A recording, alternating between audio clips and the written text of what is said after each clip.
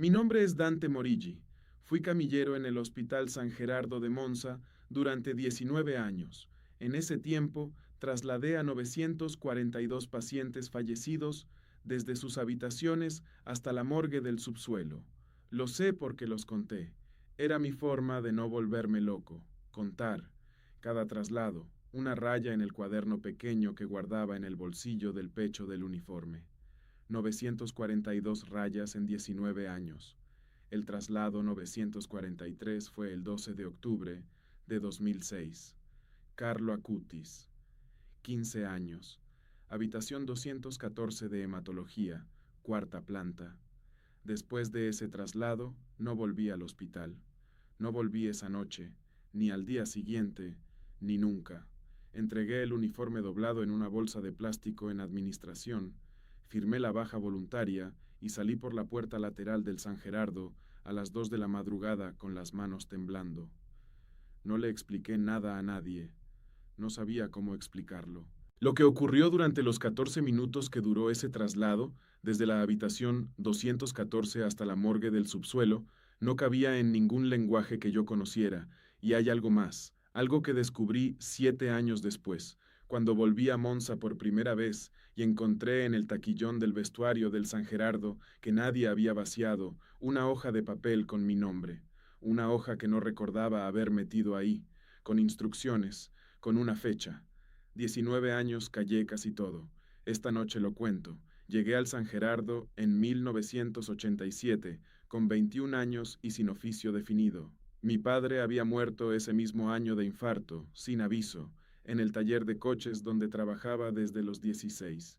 Yo necesitaba un trabajo estable con horario fijo y un sueldo que llegara a fin de mes. El hospital me lo dio. Me formaron en 2 semanas. Me asignaron a traslados internos. Era trabajo físico, silencioso y necesario, y a mí me convenía exactamente ese perfil. No era creyente, no era nada. Era un hombre que empujaba camillas y contaba rayas en un cuaderno. El 12 de octubre de 2006 recibí el aviso a la 1:42 de la madrugada. Fallecimiento en hematología pediátrica, habitación 214. Protocolo estándar. Cogí la camilla de traslado del almacén de la tercera planta, subí en el ascensor de servicio, salí al pasillo de hematología. Lo que noté antes de entrar a la habitación fue el olor, no el olor de los hospitales. Ese lo conozco bien. Desinfectante, plástico caliente, algo orgánico debajo que nunca desaparece del todo. Lo que noté en el pasillo de la cuarta planta, a unos 4 metros de la puerta de la habitación 214, era distinto. Era un olor a flores, no una flor concreta, una mezcla densa y limpia que no tenía fuente visible porque en ese pasillo, a la 1:42 de la madrugada, no había flores. Había paredes verdes, tubos fluorescentes y el carrito de medicación de la enfermera de guardia aparcado junto a la pared. Me detuve. Miré alrededor buscando la fuente. Nada. Anoté la hora en mi cuaderno. 1:44. Escribí olor. Pasillo H4, sin fuente. No sé por qué lo anoté. Lo anoté porque contar y anotar era lo que yo hacía. Entré a la habitación. El chico estaba en la cama, cubierto hasta el pecho con la sábana. La enfermera de guardia, una mujer de mediana edad cuyo nombre no recuerdo, me dijo que los padres habían estado hasta medianoche y que habían pedido que esperáramos hasta las 2 para el traslado, para darles tiempo de alejarse del hospital. Me indicó que el protocolo estaba completo. Firmé el registro, preparé la camilla, y entonces, al acercarme para el traslado, noté la temperatura. Saqué el termómetro de bolsillo que siempre llevaba, un modelo básico de contacto que usamos para verificar que las neveras de medicación están bien. Lo apoyé sobre el dorso de la mano de Carlo, por encima de la sábana, sin contacto directo. El tejido de la sábana había estado en contacto con el cuerpo durante horas, en una habitación a temperatura ambiente de hospital. El termómetro marcó 37,1 grados centígrados. Un cuerpo lleva muerto entre 1 y 2 horas. En una habitación de hospital a 18 grados de temperatura constante, la temperatura de superficie debería estar entre 34 y 35 grados como máximo, descendiendo al ritmo de algor mortis estándar, entre 0,8 y 1,2 grados por hora. 37,1 era temperatura de vida. Verifiqué el termómetro contra mi propia muñeca. 35,6. Funcionaba. Apoyé el sensor directamente sobre el dorso de la mano, piel con piel, 37,3. Me di la vuelta y busqué a la enfermera con los ojos. Estaba escribiendo en la estación del pasillo, visible por la ventana de la habitación. No había visto nada. Le llamé en voz baja. Tardó un momento en entrar. Le pedí que comprobara el termómetro clínico de la habitación, que está fijo en la pared junto a la cama. Lo miró. Me dijo, 18 grados, normal. 18 grados la habitación, 37,3 la mano del chico. Le dije que el cuerpo estaba muy caliente para el tiempo transcurrido desde el fallecimiento. Ella me miró un momento. Luego dijo, a veces pasa con los jóvenes, el enfriamiento es más lento. No era verdad, lo sabía yo, y probablemente lo sabía ella, pero era la 1:44 de la madrugada, y ninguno de los dos quería entrar en lo que implicaba. Procedí con el traslado. Coloqué el cuerpo en la camilla, cubrí con la segunda sábana de protocolo, aseguré los laterales, todo correcto, todo dentro del procedimiento. Salí al pasillo. El olor a flores seguía ahí, más denso que antes.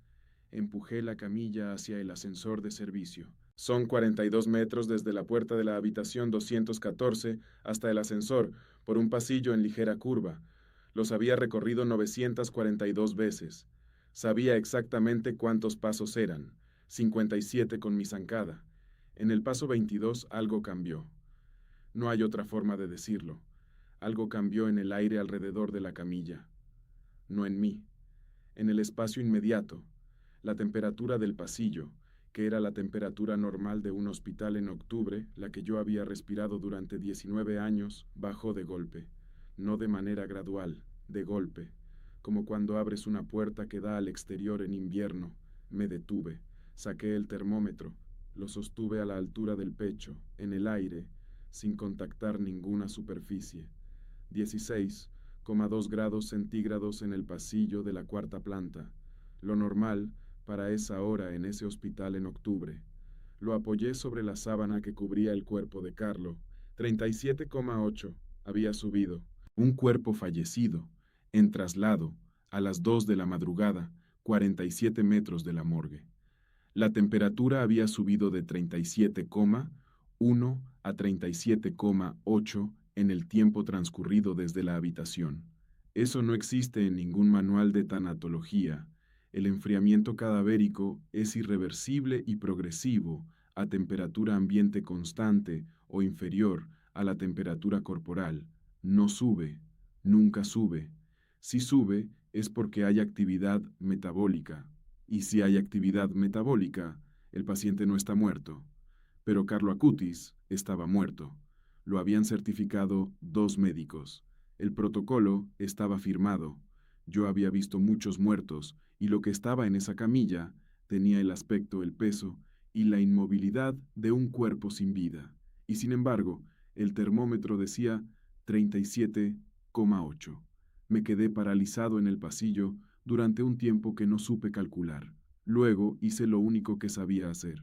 Seguí empujando. El ascensor de servicio está al final del pasillo. Entré con la camilla. Pulsé el botón del subsuelo. Las puertas se cerraron. Y entonces, en el ascensor, ocurrió lo que me hizo entregar el uniforme esa noche.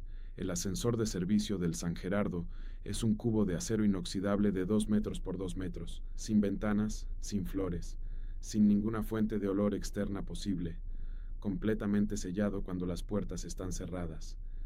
El olor a flores se intensificó hasta el punto de que tuve que apoyarme en la pared. No era un olor difuso, era específico, localizado, emanando de la dirección de la camilla. Lo medí de la única forma que pude. Me acerqué a la camilla hasta quedar a 20 centímetros de la sábana y lo noté con fuerza. Me alejé 2 metros hasta la pared opuesta y era casi imperceptible. Me acerqué de nuevo, intenso, limpio, sin mezcla de los olores hospitalarios que impregnan cualquier tela después de días en una habitación de oncología. El ascensor tardó 42 segundos en bajar al subsuelo. Los conté. Cuando las puertas se abrieron y empujé la camilla hacia el pasillo de la morgue, el olor desapareció, tan rápido como había empezado, como si hubiera quedado encerrado en el ascensor. Entregué el cuerpo al funcionario de turno de la morgue. Firmé el registro de traslado. Número 943. Le escribí el último palito en el cuaderno. Luego fui al vestuario. Me quité el uniforme. Lo doblé. Lo metí en una bolsa de plástico y lo dejé en el mostrador de administración con una nota que decía: baja voluntaria, efecto inmediato, Dante Morigi. Firmé. Salí. No volví en 7 años. En ese tiempo hice otras cosas. Trabajé en un almacén de distribución en Sesto San Giovanni, luego en una empresa de limpieza industrial. Cosas físicas, silenciosas, sin muertos, sin olores que no tuvieran fuente, sin termómetros que dieran números imposibles.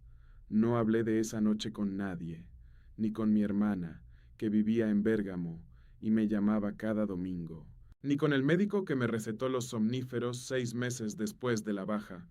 Le dije que era estrés acumulado, que 19 años de traslados habían pasado factura, que necesitaba cambiar de entorno. Era parcialmente verdad.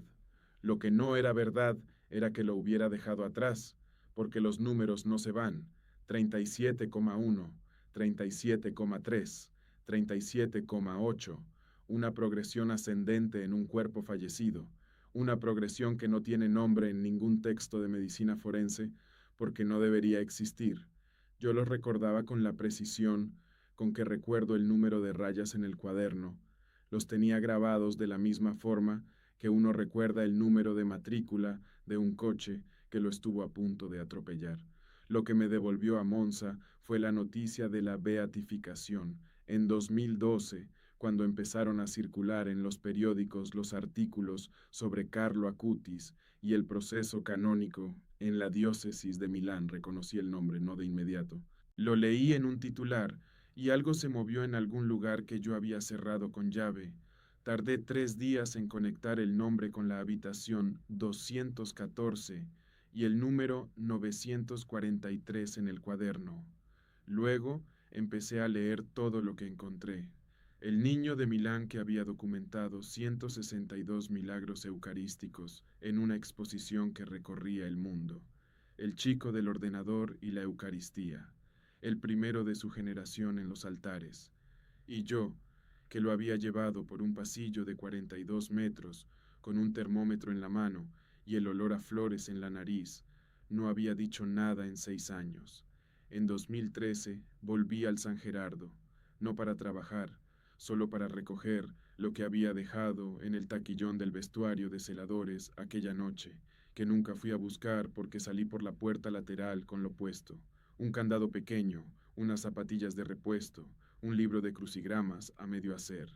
Y en el fondo del taquillón, debajo del libro de crucigramas, una hoja de papel doblada en 4. La recogí sin pensar, la desdoblé en el pasillo, con la luz fría del fluorescente del vestuario. La letra era grande, inclinada, con la presión desigual de alguien que escribe deprisa. Decía: para el que contó los 42 segundos en el ascensor, los contó bien. Esto es para cuando vuelva a buscar lo que dejó. Ese día es el día en que está leyendo esto. Vaya a Asís, baje a la cripta, lleve el termómetro, mida a qué hora del día los números dejan de subir y sepa que el olor que notó en el pasillo era real y que tenía nombre. Se llamaba nardo. Lo mencionan en el Evangelio de Juan, capítulo 12, versículo 3. Dante Morigi, usted es la última persona que lo acompañó. Eso no se olvida. Carlo. Me apoyé en la pared del vestuario y no me moví durante mucho tiempo. 42 segundos en el ascensor. Los había contado yo solo, en silencio, sin decírselo a nadie, sin escribirlo en ningún lugar. Nardo, una planta aromática de la familia de las valerians, originaria del Himalaya, utilizada en la antigüedad para ungir a los muertos y a los consagrados. María Magdalena ungió los pies de Jesús con nardo puro poco antes de la pasión. según el Evangelio de Juan 12, 3, precio 300 denarios, un año de salario de un obrero, lo más valioso que una persona podía ofrecer. Yo no sabía nada de nardo en 2006. Era un camillero de Monza que no había abierto un evangelio desde la comunión. Guardé la hoja en el bolsillo interior de la chaqueta y salí del San Gerardo a la luz de la mañana. Fui directamente a la librería más cercana y compré una Biblia. Busqué Juan 12, 3. Lo leí 3 veces en el banco de la plaza. Luego compré un billete de autobús a Asís para el día siguiente. En la cripta de Santa María de los Ángeles llegué a primera hora. No había nadie. No. Saqué el termómetro. Medí el nicho de Carlo cada 15 minutos desde las 9 de la mañana hasta las 2 de la tarde. Los números: 29,6, 29,1, 28,4, 27,9, 27,9 de nuevo, 27,9 por tercera vez. Habían dejado de bajar exactamente a las 11,45 de la mañana y se mantenían estables. Los nichos adyacentes marcaban entre 15,8 y 16,2, una diferencia de 12 grados. A las 2 de la tarde subí de la cripta y me senté en uno de los bancos de la nave principal de la basílica. Permanecí ahí una hora larga, sin hacer nada en particular. No rezaba, no sabía rezar. Miraba la luz que entraba por los ventanales laterales y pensaba en 942 rayas en un cuaderno y en una que era distinta a todas las demás. Lo que hice a continuación me llevó 2 años. Busqué a la enfermera de guardia de esa noche. Me costó varios meses dar con ella. Se había jubilado anticipadamente en 2009 y vivía en Lecco. Se llamaba Ornella Brambati. La llamé un domingo de noviembre de 2013. Le dije quién era y de qué noche quería hablar. Hubo un silencio largo. Luego me dijo: yo también noté el olor. No le había mencionado el olor. Le había dicho solo que quería hablar de la noche del 12 de octubre de 2006, habitación 214. Y ella, sin ninguna indicación de mi parte, mencionó el olor. Le pregunté si había notado algo más. Otro silencio. Me dijo que antes del fallecimiento, durante la última hora, la temperatura de la habitación medida en el termómetro de pared había subido de manera constante sin que nadie hubiera tocado la calefacción. 18 grados al inicio de su turno, 19,4 a las 12 de la noche, 20,1 a la 1 de la madrugada, 20 minutos antes del fallecimiento. Ella lo había anotado en sus notas personales de turno porque le había parecido extraño y había querido pedirle al técnico de mantenimiento que revisara el termostato al día siguiente. No le había pedido nada al técnico porque al día siguiente todavía estaba pensando en esa noche y no quería volver a pensar en esa noche. Me dio los números de memoria 13 años después. 18, 19,4, 20,1. 2 observadores independientes. Ella midiendo la temperatura de la habitación ascender en los minutos previos al fallecimiento. Yo midiendo la temperatura del cuerpo resistirse al descenso en los minutos posteriores. Una progresión que no se interrumpe con la muerte. Presenté mi testimonio al equipo de instrucción canónico en 2015. Los números, las horas, la nota de la taquilla. Ornella Brambati presentó el suyo por separado, sin que yo estuviera presente y sin que ninguno de los dos supiera lo que el otro había dicho, hasta que la doctora Marta Colombo, del equipo de instrucción, nos lo confirmó por teléfono con 3 semanas de diferencia. Nuestras notas de temperatura formaban una curva continua. La habitación subía mientras él vivía. El cuerpo no bajaba después de que murió, como si algo que generaba calor se hubiera resistido a apagarse. La beatificación fue el 10 de octubre de 2020. Yo estaba en la plaza del Sacro Convento de Asís, con una mascarilla puesta porque era el año de la pandemia y los aforos eran reducidos. Escuché la proclamación desde fuera de la plaza, por los altavoces. Cuando el obispo pronunció el nombre de Carlo Acutis entre los beatos de la iglesia, pensé en el pasillo de hematología y en el paso 22 y en el olor que no tenía fuente. Pensé En Juan 12:3. María tomó una libra de perfume de nardo puro, de mucho precio, y ungió los pies de Jesús. El 7 de septiembre de 2025, en Roma, el Papa León XIV canonizó a Carlo Acutis en la Plaza de San Pedro durante el jubileo. Yo no estaba en Roma, estaba en Monza, en el aparcamiento del Hospital San Gerardo, sentado en el coche con la radio encendida. Escuché la canonización por la radio a las 12 del mediodía. Luego entré al hospital. Fui a administración. Pedí hablar con el responsable de recursos humanos. Le dije que había trabajado ahí 19 años como camillero, que me había ido en 2006 y que quería ver si existía la posibilidad de hacer algún tipo de trabajo voluntario, no remunerado, unas horas a la semana. Me miraron con una mezcla de sorpresa y burocracia. Me dijeron que había un proceso, me dieron formularios. No era el reingreso lo que importaba, era volver a entrar por esa puerta. Era cerrar el círculo de la única manera que sabía, con trabajo físico, silencioso y necesario.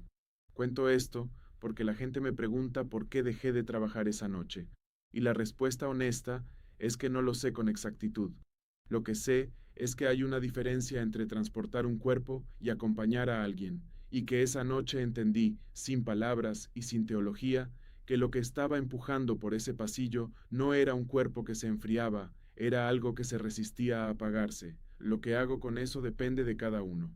Yo no soy teólogo, ni médico, ni sacerdote. Soy un hombre que lleva 38 años contando cosas, rayas en un cuaderno, segundos en un ascensor, grados en un termómetro. Los números dicen lo que dicen. 37,1, 37,3, 37,8, ascendiendo. Si este testimonio te ha tocado de alguna manera, te pido que te suscribas a este canal y que lo compartas con alguien que necesite escucharlo. Las huellas del cielo están en todas partes, solo hay que saber mirar.